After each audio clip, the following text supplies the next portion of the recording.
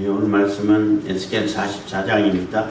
에스겔 44장 제사장과 레위인의 임무 그리고 새 예배입니다. 제사장과 레위인의 임무와 새 예배입니다.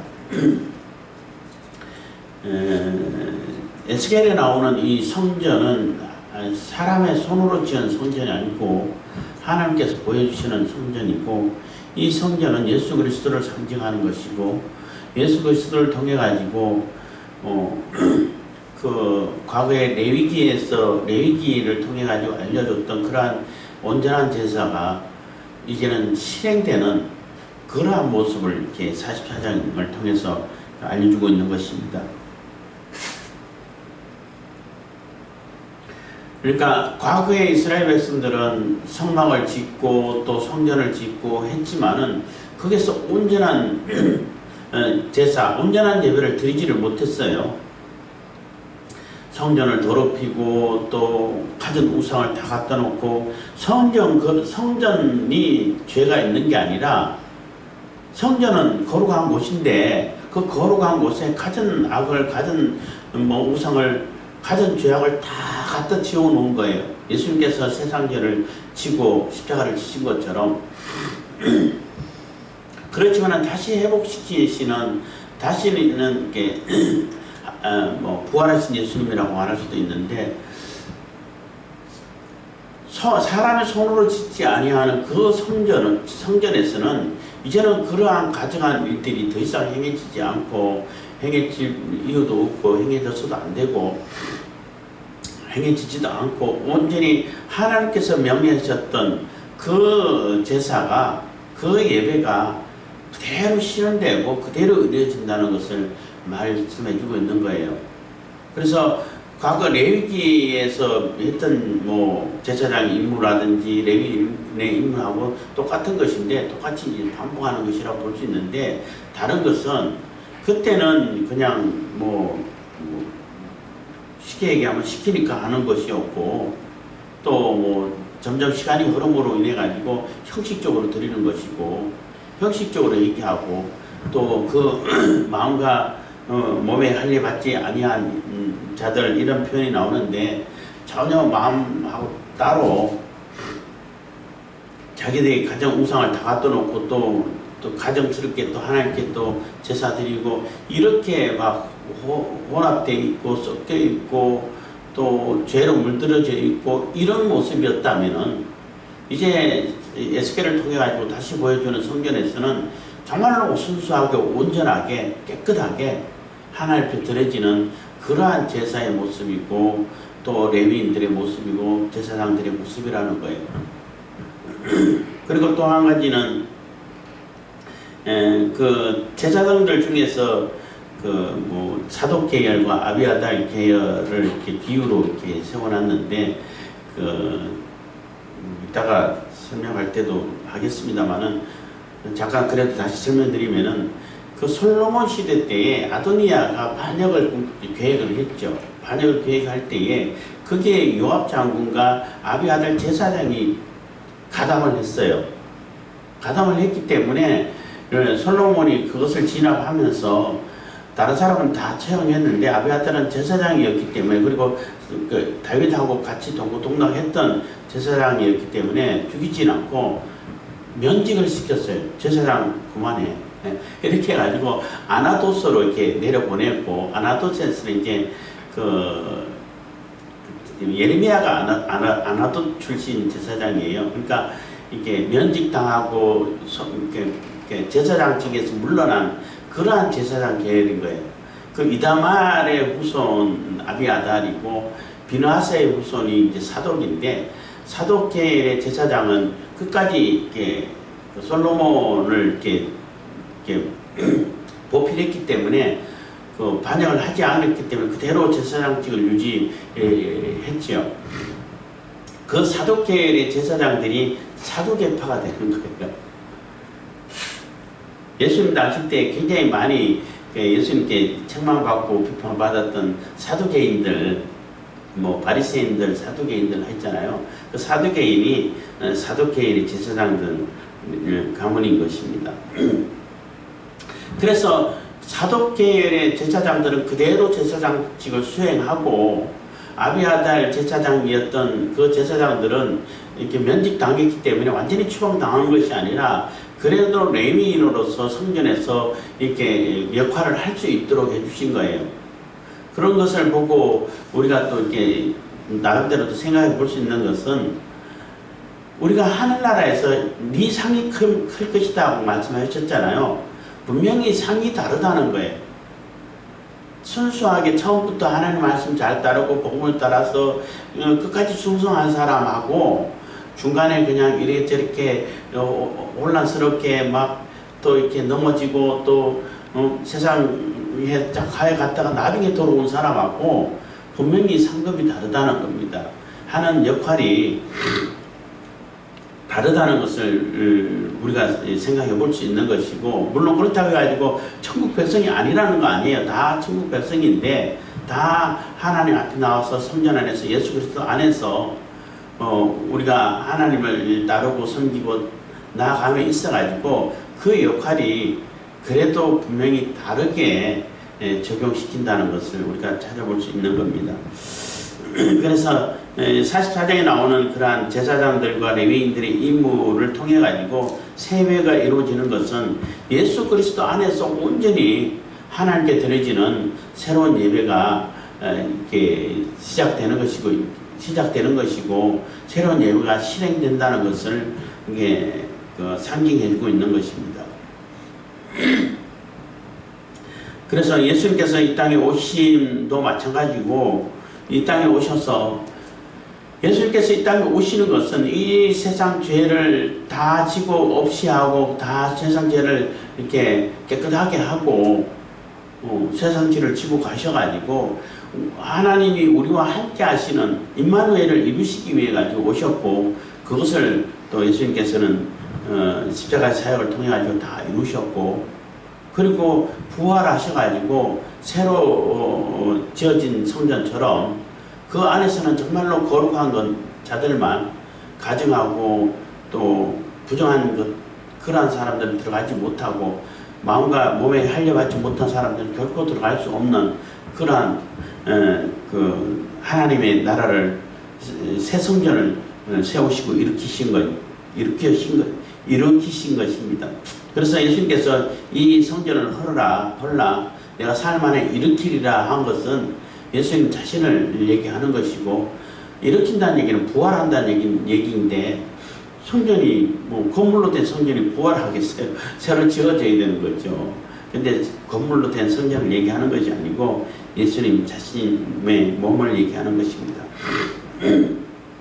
44장 1절입니다. 그가 나를 데리고 성소 동향한 바깥문에 돌아오시니 그 문이 닫혔더라. 그래서 그가 나를 데리고 성소 동향한 바깥문에 돌아오시니 해서 이게 에스겔을 데리고 이렇게 다니는 그 천사가 동쪽 문을 갔는데 동쪽 문이 닫혀 있더라는 거죠. 그래서 지금 헤롯 성전을 지었을 때, 스룹바벨 성전 때는 했을지 모르겠습니다만 크고 웅장하게 다시 증축을 했잖아요. 했을 때 동쪽 문은 콘크리트로 아예 그 벽으로 막아버렸어요. 이거 문 닫혀 있다는 것을 나타내기 위해 가지고. 그래서 그 성벽은 성전의 바깥 담이라고 그러죠. 담에 그 한 부분이 남아 있어요. 아직까지. 어쨌든 그래서 동쪽 문은 완전히 닫아버렸다는 거예요. 하나님의 영광이 들어오시고 그 다음에는 동쪽 문은 완전히 폐쇄를 해버렸다는 것입니다.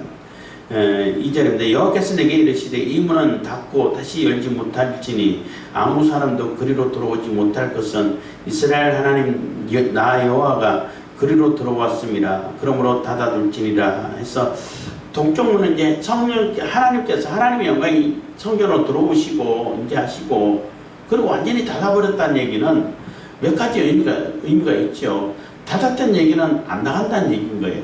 다시는 하나님께서는 이 성전에서 그 영광이 떠나지 않겠다는 것이죠. 그리고 닫았기 때문에 외부의 더러운 것, 뭐 우상들 뭐 이런 것들은 다시는 못 들어온다는 얘기가 되는 거예요. 하나님 행세하고 있는, 하나님을 대체하고 하나님을 행세하고 하나님 아닌 것이 하나님으로 이렇게 행세하고 있는 그런 존재들은 아무도 못 들어온다는 얘기인 거예요. 그리고 닫아버렸다는 얘기는 예수 그리스도 외에는 하나님의 영광이 임하는 곳이 없고 예수 그리스도 외에는 임마누엘을 이룰 수 있는 그러한 존재가 없다는 얘기도 되는 거예요.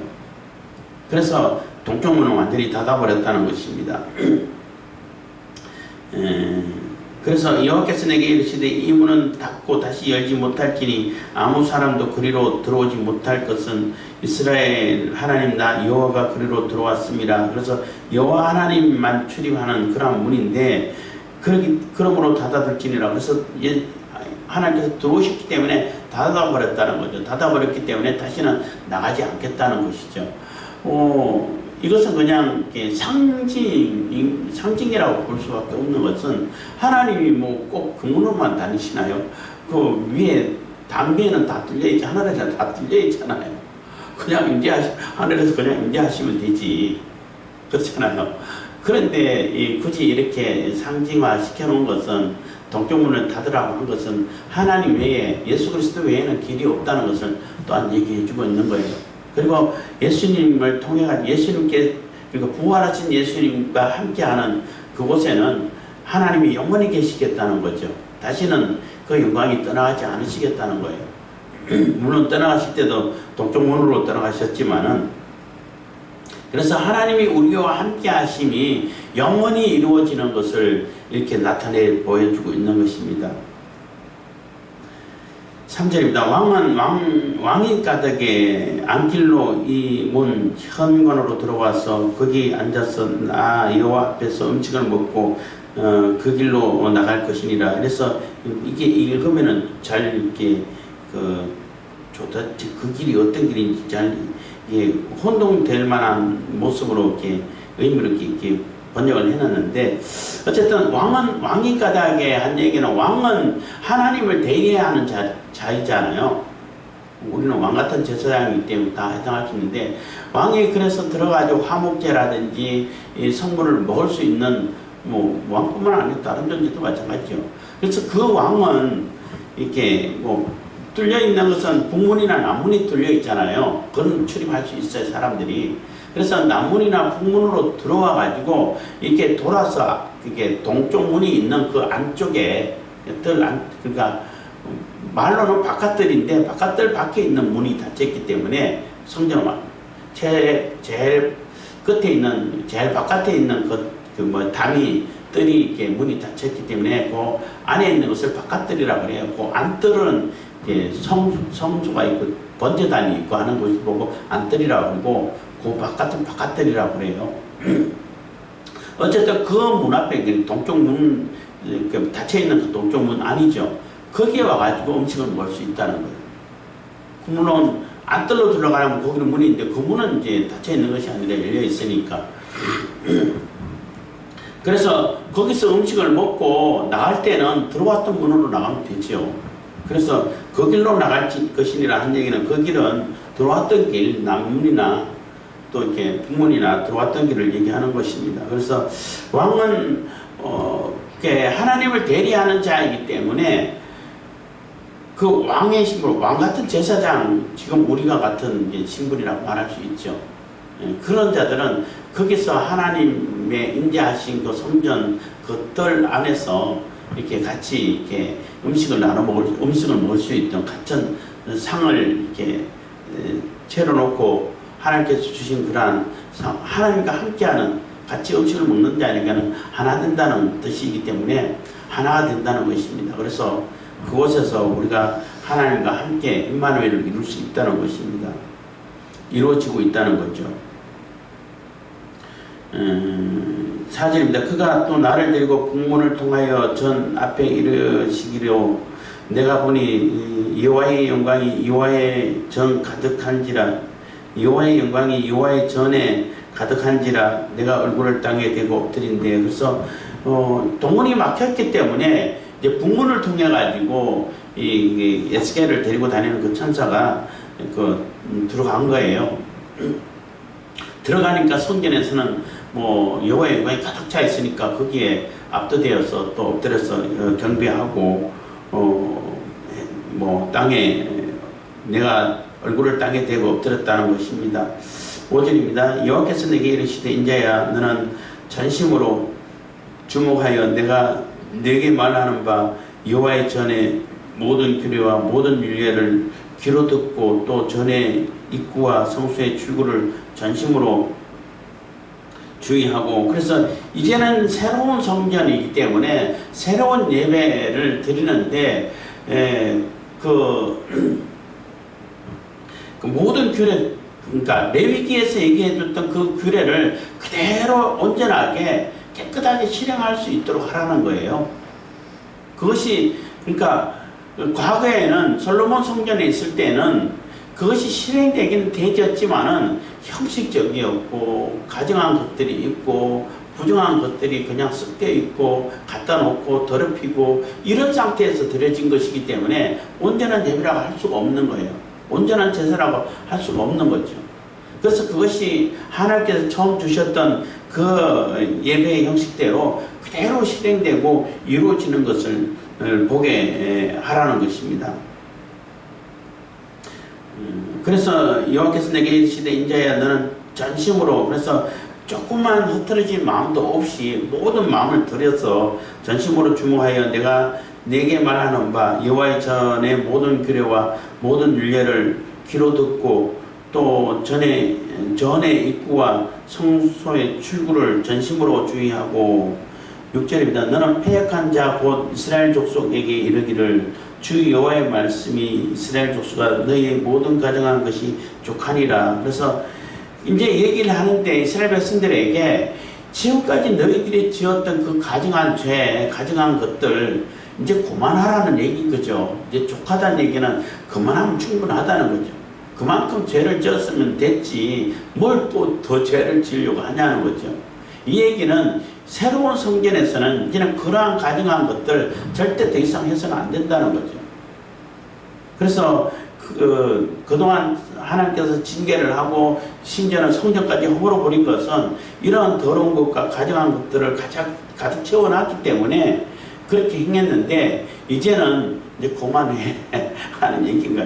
이제는 그렇게 해서는 안 된다는 것입니다.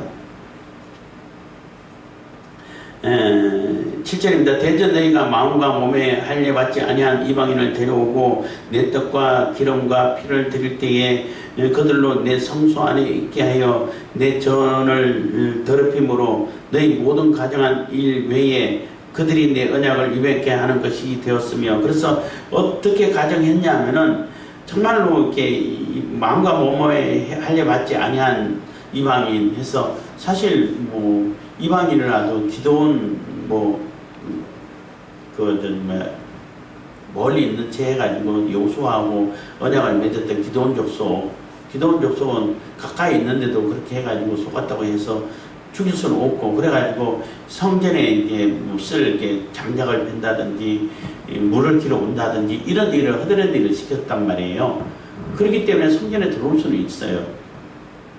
그런데 여기서 말하는 마음과 몸에 할례 받지 아니한 자들이 들어왔다는 얘기는 전혀 요즘 얘기한다면은 예수님을 영접하지도 않고 영접할 생각도 없고 하나님의 영광을 나타낼 생각도 없고 오직 자기의 욕심을 따라가지고 자기 탐욕을 채우기 위해서 경건을 이익의 재료로 삼기 위해 가지고 들어온 자들을 얘기하는 거예요.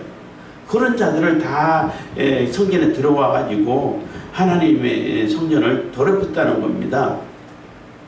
그래서 대전 너희가 마음과 몸에 할례 받지 아니한 이방인을 데려오고 내 떡과 기름과 피를 드릴 때에 그들로 내 성소 안에서 있게 하여, 그럼 그들이 마음대로 성물을 만지게 하고 취급하도록 만들었다는 거예요. 더럽힘으로 너희 모든 가정한 일 외에 그들이 내 언약을 위반케 하는 것이 되었으며, 하나님의 언약, 하나님의 말씀을 완전히 무시하고 하나님을 욕되게 만들고 계약을, 언약을 파기하는 그러한 가정한 일을 행했다는 거죠. 8절입니다. 너희가 내 성물의 직분을 지키지 아니하고 내 성소에 사람을 두어 너희 직분을 대신 지키게 하였느니라. 그래서 당연히 너희들이 해야 할 일을 하지도 않고 너희들이 감당해야 되고 너희들이 담당해야 할 그러한 일들을 그러한 사람들에게 돈 주고 그런 사람들에게 맡겼다는 거예요. 자기들은 그냥 하지도 않고 게으르고 그냥 뭐 손가락만 갖다 갖고 그들이 그냥 다 이게 온 상 다니면서 만져서는 안 될 것도 만지고 하나님의 성물을 더럽히고 결국 그들이 만지는 것이 성물을 더럽히는 것이 되니까 이런 짓을 했다는 거예요. 이제 그렇게 하지 말라는 거죠. 그렇게 할 수도 없고 해서는 안 된다는 것입니다. 9절입니다. 나 주 여호와가 말하노라. 이스라엘 족속 중에 있는 이방인 중에 마음과 몸의 할례를 받지 아니한 이방인은 내 성소에 들어오지 못하리라. 그래서 이제는 다시는 마음과 몸의 할례 받지 아니한 자들이라는 얘기는 내 진심으로 내 마음에, 그러니까 바울이 하는 표현 같으면은 신비라 그러잖아요. 마음에 비싸게 하나님의 율법을 딱 새겨라. 과거에는 이스라엘 백성들에게 돌비석에 새겼는데 그 십계명 돌비석에 새겼는데 그거는 돌에 새겨져 있기 때문에 내가 안 보면은 내가 잊어버리면은 하나님의 말씀을 지키지 못하고 율법에 실행할 수가 없어요. 그렇지만 내 마음의 비석에 딱 새겨 놓으면은 내가 어디로 가나 어디 있으나 다 생생하게 볼 수 있잖아요. 그래서 지킬 수 있다는 그러한 비유의 말씀을 했는데 그것처럼 이제는 마음의 할례를 받지 못한 할례라는 얘기는 언약을 얘기하는 거야. 하나님의 언약의 백성. 하나님의 언약의 백성이고 하나님의 언약 관계로 맺어져 있는 사람을 얘기하는 거예요. 그게 몸뿐만 아니라 몸은 형식이고 마음, 내 심령의 할례를 받아야 된다는 거예요. 그러니까 이스라엘 백성들은 그 예수님 당시도 그렇고 바울 때도 그랬지만은 몸의 할례만 강조를 했지 마음의 할례는 전혀 강조를 하지 않았어요. 마음의 할례가 없는 상태에서 몸의 할례만 가지고는 아무런 의미가 없어요. 마음의 할례가 있는 상태에서 몸의 할례가 의미가 있는 거죠.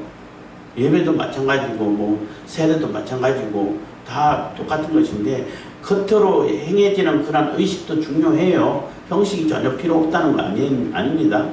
의식도 중요한데 그 의식이 중요하려고 하면은 진짜 그 마음의 할례가 하나님의 언약 관계가 맺어져 있어야 된다는 거죠.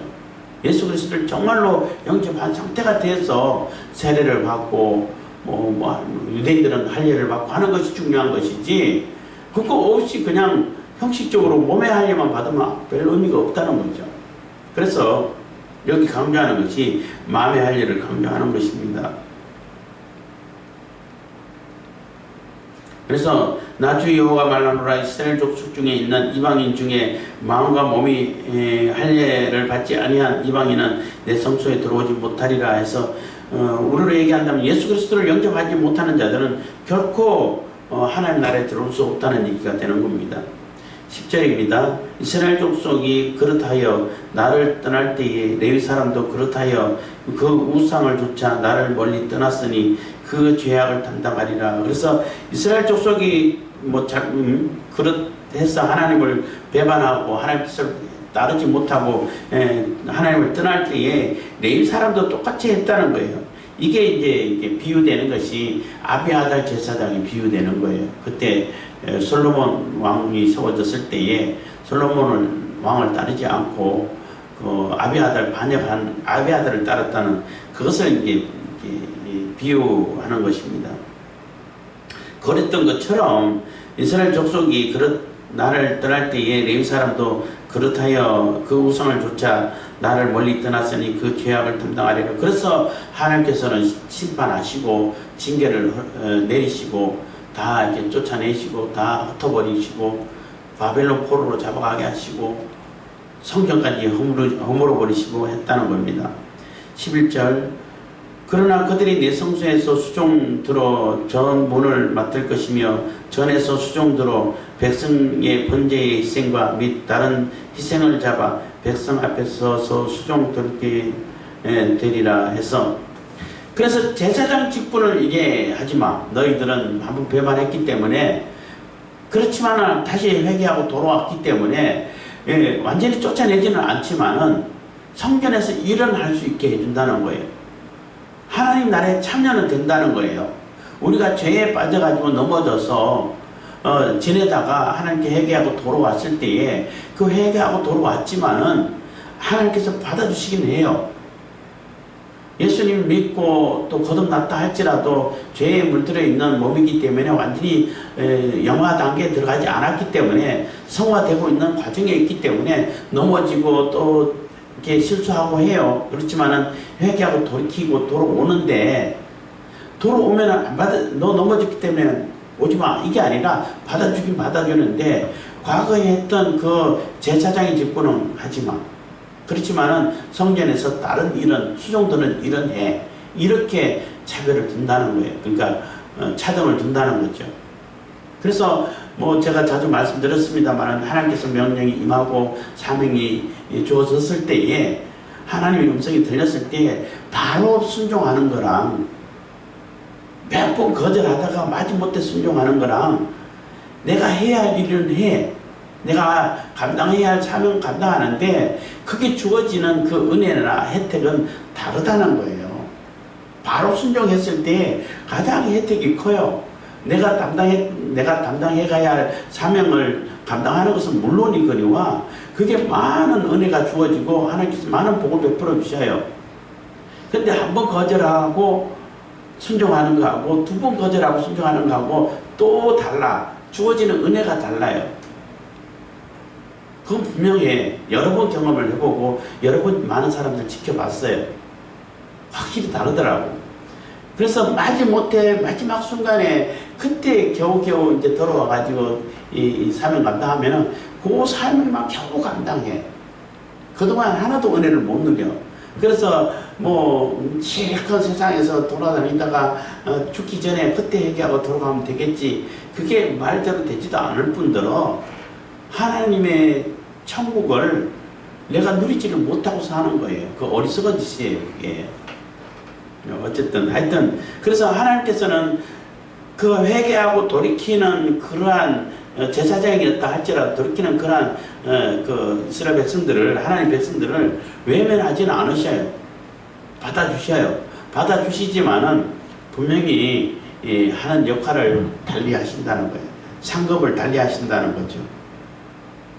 그래서 그러나 그들이 내 성소에서 수종을 들어 전문을 맡을 것이며 전에서 수종 들어 백성의 번제의 희생과 및 다른 희생을 잡아 백성 앞에 서서 수종 들게 되리라. 12절 나 주 여호와가 말하노라. 그들이 전에 백성을 위하여 그 우상 앞에서 수종 들어 이스라엘 족속으로 죄악에 거치게 하였으므로 내가 내 손을 들어 쳤어 그들로 그 죄악을 담당케 하여 13절 내게 가까이 나와 제사장 직분을 행치 못하게 하며 또 내 성물 곧 지성물에 가까이 오지 못하게 하리니 그들이 자기의 수욕과 그 행한 바 가정한 일을 담당하리라. 그래서 죄에 빠졌고 하나님을 떠났고 거역을 했기 때문에 그들이 원래 가지고 있었던 그 직분을 파면하고 그렇지만 다시 돌아왔기 안 들어오면 그것조차도 못하는 거예요. 성전에 들어오지도 못하는 거죠. 그래서 다시 회개하고 돌아왔기 때문에 그 일은 하지 못하고 수종드는 일을 할 것이라는 거예요. 그래서 그들이 떠났던 그 죄를 하나님께서 물으셨다는 것입니다. 그래서 다 그들에게 책임을 묻고 다시 받아주셨다는 것입니다. 14절 그러나 내가 그들을 세워 전을 수직하게 하고 전의 모든 수종드는 일과 그 가운데서 행하는 모든 일을 맡기리라. 그래서 제사장 일을 못하지만은 하나님의 성물을 가까이 하고 하는 것을 못하지만은 그 먼지기를 세운다든지 또 수종드는 일이라든지 다른 이렇게 보조 일을 할 수 있도록 해주겠다는 거예요. 하나님 큰 은혜죠. 하나님 떠나고 거역했던 자들인데 그래도 뉘우치고 회개하고 하나님께 다시 돌아와서 하나님 백성 참아주신 것만 해도 어마어마한 감사한 일이죠. 그렇지만은 처음부터 하나님을 다른 자들과 이렇게 한번 이렇게 넘어졌다 일어난 자들과 달리 하신다는 겁니다. 상급이 다르다는 얘기를 쓸 수 있는 겁니다. 15절입니다. 이스라엘 족속이 그릇하여 나를 떠날 때에 사독의 자손 레위 사람 제사장들은 내 성소의 직분을 지켰은즉 그들은 내게 가까이 나와 수종을 들되 내 앞에 서서 기름과 피를 내게 드릴지니라. 나 주 여호와의 말이니라. 그래서 그 솔로몬 시대 때 행했던 그것을 이제 비유로 들어서 얘기하는 거예요. 그래서 사독 제사장, 뭐 나도 예수님 때는 사두개인들이 제일 예수님을 대적하는데 가장 앞장섰잖아요. 하여튼 그렇게 되는데 하여튼 상징인 것입니다. 이것도 비유죠. 그래서 하나님 말씀을 그대로 따르고 순종하고 처음부터 따랐던 그러한 자들은 그대로 하나님 앞에 더 중요한 일을 이렇게 직분을 맡기셨다는 것입니다. 맡기겠다는 거죠. 16절입니다. 그들이 내 성소에 들어오며 또 내 상에 가까이 나와 내게 수종들어 나의 맡긴 직분을 지키되 17절 그들이 안뜰문에 들어올 때에나 안뜰문과 전 안에서 수종들 때에는 양털 옷을 입지 말고 가는 베옷을 입을 것이니. 그래서 그렇지만 제사장 신분이고 그대로 하나님께서 맡기시는 그런 제사장이라 할지라도 성전에 들어올 때는 성전에 들어와 가지고 성전에서 입어야 할 옷을 입어야지 다른 옷을 입지 말라는 거예요. 이 양털 옷을 입는다는 얘기는 뭐 굳이 얘기한다면 사치라고 볼 수도 있죠. 자기 의의를 드러내는 그런 옷이라고도 볼 수 있어요. 그 성전에 들어가면 베옷을 입어야 되는데 베옷은 뭐 화려하지도 않고 그러잖아요. 화려하지도 않고 뭐 아름답지도 않고 이게 드러나지도 않고 그렇잖아요. 눈에 띄지도 별로 튀지도 않잖아. 근데 거기 양털 옷을 딱 입으면 확 튀잖아. 그리고 뭐 굉장히 또 뭐 사치스럽고 요즘 말하면은 뭐 이게 그 모표옷이라고 해야 되나. 하여튼 그 엄청 비싼 옷이 될 수도 있는데 그런 옷 입지 말라는 거예요. 그러니까 성전 안에서 예수 그리스도 안에서는 자기 의를 드러내려고 하면 안 돼. 자기 의를 드러내서는 안 되고 그렇게 자기 의를 드러내게 되면은 땀이 나게 된다는 거죠. 땀이 나게 되면 옷이 더러워져요. 그러니까 이게 오염이라든지 분비물이 생기면은 땀이 나게 되면은 옷이 더러워지기 때문에 이게 거룩함이 훼손된다는 거예요. 그래서 양털 옷 입지 말라는 것입니다. 그리고 땀은 우리가 사는 이 한반도에서는 이렇게 습도가 이렇게 적절하게 있어가지고 뭐 조금만 더우면 땀이 쭉쭉 나죠. 나는데 제가 들어보면 그 중동이라든지 그 중앙아시아라든지 그런 데는 워낙 건조해가지고 이렇게 한 달 동안 옷을 입어도 하나도 안 더러워진대. 옷을 한 달 동안 그러니까 어쩌다 한번 입고 말고 이래서 한 달 입는 것이 아니라 한 달 내내 입고 있어도 옷이 안 더러워진대. 왜냐하면 땀이 나자마자 다 증발해 버려가지고 땀이 나지 않아가지고 땀만 이렇게 안 나면 증발해가지고 이게 더러워지지 않는다는 거예요. 그리고 이제 우리 한국 사람 같은 경우는 어려운 것이 이 땀이 바로 이렇게 증발했다 버리니까 우리는 이게 땀 나는 그런 환경에 살잖아요. 그러니까 땀이 잘 나다 보니까 이게 탈수 현상이 온다는 거예요. 그게 더 힘들다는 거죠. 그게 더 힘들더라는 거죠. 거기 한 달 동안 여행하고 온 그런 사람들의 얘기인데 차라리 한국에서는 땀나고 옷을 갈아입고 샤워하는 것이 훨씬 낫다는 거예요. 그게 너무 힘들더라는 거죠. 이 탈수 현상이 나고 그래서 물을 계속 먹어줘야 되는데 이게 땀이 나자마자 증발되다 보니까 이게 소금이가 하얗게 남아있는 그런 경험도 했다고 그러는데 그만큼 이게 그늘만 이게 씌워지면은 그만큼 시원하고 땀도 안 나고 해요. 하여튼 뭐 그거는 이제 여담이고 그래서 가는 배, 그러니까 18절입니다. 가는 배의 관을 머리에 쓰며 가는 배의 바지를 입고 땀나게 하는 것으로 허리를 동이지 말 것이며 허리를 동이는 것도 띠도 양가죽으로 된 그런 걸 하지 말라는 거예요. 거기도 땀나서도 안 된다는 거죠. 허리는 이게 가장 중요한 곳이죠. 힘의 중심이고 사람의 중심인데 그래서 내 의를 드러내가지고 하나님의 거룩함을 오염시키지 말라는 거예요. 그 의미가 여기서 말하는 의미가 그래서 입어야 할 옷만 입어야 되는 것이지, 아, 나 이 옷이 더 좋아, 난 이 옷을 입어야 튀어야 돼, 이런 거 하지 말라는 거예요. 성전 안에서 입어야 할 옷만 입으라는 것입니다. 그리고 예수 그리스도로 옷 입어야 되는 거죠. 그게 자꾸 내 의를 갖다 내세우고 하면은 하나님의 거룩함을 훼손시키는 것이 된다는 것입니다. 그게 땀난다는 의미가 되는 거예요. 19절, 그들이 바깥들 백성에게로 나갈 때에는 수종들은 옷을 벗어 거룩한 방에 두고 다른 옷을 입을지니 이는 그 옷으로 백성을 거룩해 할까 함이니라. 한 얘기는 성전 안에서 입어야 할 옷을 입고 바깥으로 나가게 되면은 그 옷으로 인해 가지고 오해가 생긴다는 거죠. 그 하나님의 거룩함을 훼손시킬 뿐만 아니라 그 거룩한 옷이기 때문에 사람들이 그 거룩한 옷을 만지고 아니면 거룩한 옷을 이렇게 걸치고 나도 거룩해져서 이렇게 착각하게 된다는 거예요. 여기에 거룩하게 할까 하노라 한 얘기는 자기들이 이렇게 성전 안에서 입던 거룩한 옷을 내가 이렇게 만졌어. 나도 거룩해졌어. 이렇게 착각하게 된다는 거예요. 그렇게 하지 못하게 하라는 거죠.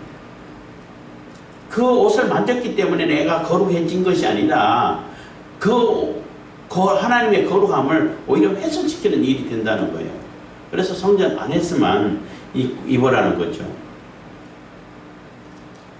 20절입니다.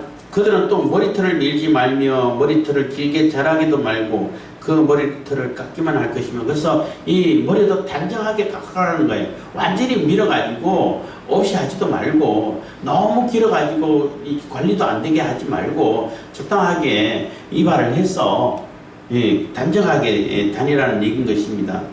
그 얘기는 머리를 빡빡 완전히 밀어버리는 그러한 수종들은 우상숭배하는 자들이 그러한 그 관습이 있다는 거예요. 그러니까 세상 따라가지 말라는 거예요. 세상 흉내를 내지 말고 우상 숭배하는 자들의 그러한 관습을 흉내내고 따라하지 말라는 것입니다. 그래서 뭐 이거를 형식적으로 문자 그대로 받아들여갖고 그러면 대머리 된 사람들은 어떻게 대머리가 좀 있어가지고 아예 팍팍 깎아버리고 다 머리버리 다리는 그런 사람들 있고 그런 목사님도 있는데, 그런 사람들은 뭐 잘못한 건가? 그런 게 아니고, 그런 의미가 아니고 이방 사람들의 흉내를 내지 말라는 거예요. 그 우상숭배하는 자들의 관습을 따라하지 말라는 것입니다. 그리고 그렇지만은 단정하게 이렇게 그 용모를 이렇게 가꾸라는 것입니다.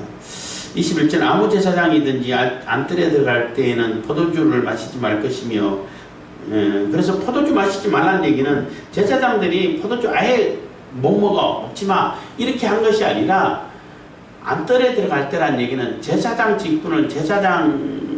직분을 가지고 제사를 집례할 때 그때 그거 술 먹고 하지만은 포도주 먹지 말라는 거예요. 그래서 제사장이라도 뭐 내가 성전 안에서 제사를 집례하기 전에 집에 있을 때는 먹을 수 있는 거죠. 먹을 수 있는데 제사를 집례할 때는 술 먹고 들어가지 말라는 거예요. 술 금주가 되는 거죠. 그렇지만 한국 우리 교회에서는 뭐 술 먹어도 되냐 안 먹어도 되냐 한동안 논란이 많았는데, 그거는 그 한국 교회 전통인 거예요.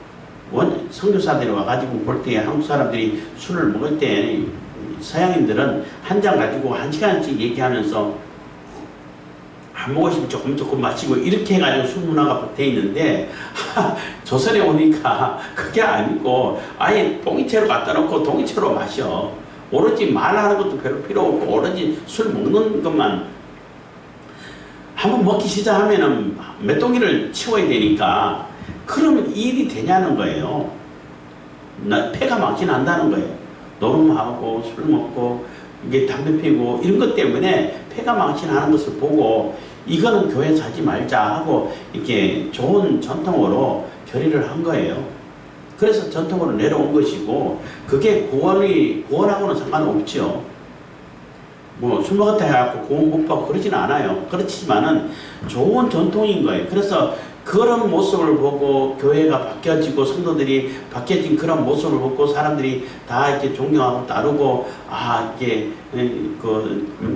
예배당에 다니는 사람들, 예수 믿는 예수에게라고 조금 폄하해서 얘기하기도 했습니다만, 그런 사람들은 달라. 이런 거룩한 모습을 보였다는 거예요. 어쨌든 그거는 좋은 전통이기 때문에 우리는 계속 따라야 될 필요가 있는 것입니다. 어쨌든 집례할 때는 포도주 마시지 말라는 거예요. 그래서 포도주 먹고 또 독주를 마시고 잘못 예배 제사를 실행하다가 아론의 두 아들이 죽어버렸죠. 22절 과부나 이혼한 여인에게 장가들지 말고 오직 이스라엘 족속의 처녀나 혹시 제사장의 과부에게 장가들 것이며, 이것도 결혼도 이렇게 제사장 신분된 자들은 아무하고는 결혼해서는 안 된다는 거예요. 하나님 그리스도 안에 있는 자들과 함께 결혼을 해야지 다른 사람하고 결혼하지 말라는 겁니다. 23절 내 백성에게 거룩한 것과 속된 것의 구별을 가르치며 부정한 것과 정한 것을 분별하게 할 것이며, 그래서 그렇게 하고 제사장은 내가 나 혼자만 거룩하고 나 혼자만 분별하고 이렇게 다니면 되는 것이 아니라 가르쳐야 되는 그러한 임무가 또 주어지는 거예요. 어떤 것이 거룩하고 어떤 것은 해야 되고 어떤 것은 해서는 안 되고 이런 것을 또 백성들에게 가르치라는 거예요. 이스라엘 백성들에게. 우리는 또 이렇게 많은 사람들에게 제자 삼아서 가르쳐야 되죠. 예수는 제자가 되고 제자 삼아서 가르쳐서 하나님 말씀을 가르쳐서 하나님 말씀이 어떠한 것을 자꾸 이렇게 전파하고 가르쳐야 할 의무가 있다는 것입니다. 24절 송사하는 일을 재판하되 내 규례대로 재판할 것이며 내 모든 정한 절기에는 내 법도와 율례를 지킬 것이며 내 안식일을 거룩하게 하며, 그래서 송사하는 일이 재판하는 일이 있으면은 하나님의 법대로 하나님께서 주신 법을 따라가지고 재판을 해야 되지, 내 감정을 따라가지고 재판하면 안 되고 내 이익을 따라서 재판하면 안 된다는 거예요. 내 모든 정한 절기에는 내 법도와 율례를 지킬 것이며, 그래서 하나님께서 정해주신 그러한 절기, 법도, 규례 이거 다 지키면서 그것을 준행을 하라는 거예요. 안식일을 거룩하게 하며, 그래서 하나님께서 주신 안식일에 대해서는 할 말이 많이 있습니다만 굳이 여기서 길게 얘기할 필요는 없고, 궁극적인 목적이 하나님께서 천지 창조하신 목적이 제7일 안식일 제7일 하니까 또 이단이 생각나가지고, 안식일, 영원한 안식을 주시기 위해서 일곱째 날에 6일만 해도 하나님께서 창조하는데 뭐 이렇게 흠이 있다든지 모자란다든지 뭐 덜 이렇게 완성되지 못했다든지 그러지 않아요. 하나님이 6일 동안 일했다고 아 힘들어 쉬어야겠어, 그런 하나님이 어디 있어요? 하나님 믿음 하나도 안 들어요. 근데 굳이 7일을 주고 7일을 만들어가지고 안식일을 제정한 것은 너희들에게 이런 영원한 안식을 주시겠다는 거예요. 그래서 안식이 없던 애굽에서 노예 생활하던 이스라엘 백성들을 이끌어내서 그 안식일은 신명기에서는 그 출애굽을 이렇게 근거로 해가지고 안식을 또 얘기를 하고 있는데, 안식이 없던 곳에서 완전한 안식에 들어가기 위해 가지고 출애굽 시켰는데, 그 안식을 누리기 위해서는 안식을 자꾸 훈련해야 돼. 연습을 해야 돼. 그래서 내 이기적인 일이라든지 내 사적인 내 목적의 일이라든지 하나님의 영광이 나타나지 않는 그런 일은 하면 안 돼. 그래서 어떤 일이라도 하나님의 영광과 상관없는 일, 내 개인적으로 사적인 내 개인의 욕심을 채우기 위한 일, 그런 일은 절대 해서는 안 된다는 것입니다. 어쨌든 그래서 거룩하게 하며 25절 시체를 가까이하여 서로 더럽히지 못할 것이로되 부모나 자녀나 형제나 시집가지 아니한 자매를 위하여는 더럽힐 수 있으며, 레위기하고 똑같죠. 이런 자는 스스로 정결케 한 후에 7일을 더 지낼 것이며, 그래서 스스로 정결케 한 후에 7일을 더 지내라는 얘기예요. 그래서 완전하게 정결한 모습, 정결한 자세를 갖추라는 거예요. 정한 모습이 되라는 거예요. 그래서 살다 보면은 이렇게 가족을 돌봐야 되기 때문에 부정에 젖어들 수밖에 없어요. 그것을 하지 말라는 게 아니라 그렇게 됐으면은 온전하게 깨끗하게 정한 모습이 될 수 있도록 다시 돌아오라는 거예요. 27절 성소에 수종들려 하여 안뜰과 성소에 들어갈 때에는 속죄제를 드릴지니라 나 주 여호와의 말이니라. 그래서 성전에 들어갈 때는 속죄제를 드리라는 얘기는 완전히 하나님께 회개를 하라는 거죠. 우리가 세상 돌아다니다 보면은 이렇게 때가 묻게 되고 또 그러나 하나님 예수 그리스도를 영접했던 사람이라 할지라도 이 죄악된 세상에 돌아다니다 보면은 또 실수하게 되고 또 먼지 묻고 손발에 때가 묻고 할 수 있잖아요. 그때마다 이렇게 깨끗이 씻어내야 된다는 거예요. 그게 여기서 말하는 속죄제를 얘기하는. 그래서 깨끗이 회개하고 씻어내고 그러고 하나님 앞으로 나갈 수 있다는 거죠. 28절입니다. 그들은 기업이 있으리니 내가 곧 그 기업이라. 너희는 이스라엘 가운데에서 그들에게 산업을 주지 말라. 나는 그 산업이 됨이니라. 그래서 제사장에게 레위인이 된 것은 다른 게 땅을 할당하지 않았어요. 여호수아가 이제 땅을 분배할 때에 레위인들에게는 주지 않았어. 하나님이 성전이 기업이 된다는 거예요. 이 얘기는 우리의 모든 삶의 기초가 기반이 삶의 근거가 된다든지 기반이 되고 기초가 되는 것이 하나님으로 근거가 되고 하나님이 기초가 되어야 된다는 거예요. 예수 그리스도 안에서 내 삶의 기초가 세워져야 되고 내 삶의 기업이 세워져야 된다는 거예요. 그래서 하나님 바라보고 하나님을 통해서 내 모든 삶이 이어져 가야 된다는 거죠. 그러면은 또 이걸 또 잘못 오해해가지고 그러면 직장 가지면 안 되고 또 회사 다니면 안 되고 장사하면 안 되고 공부하면 안 되고 그렇게 해석하면은 그건 바보예요.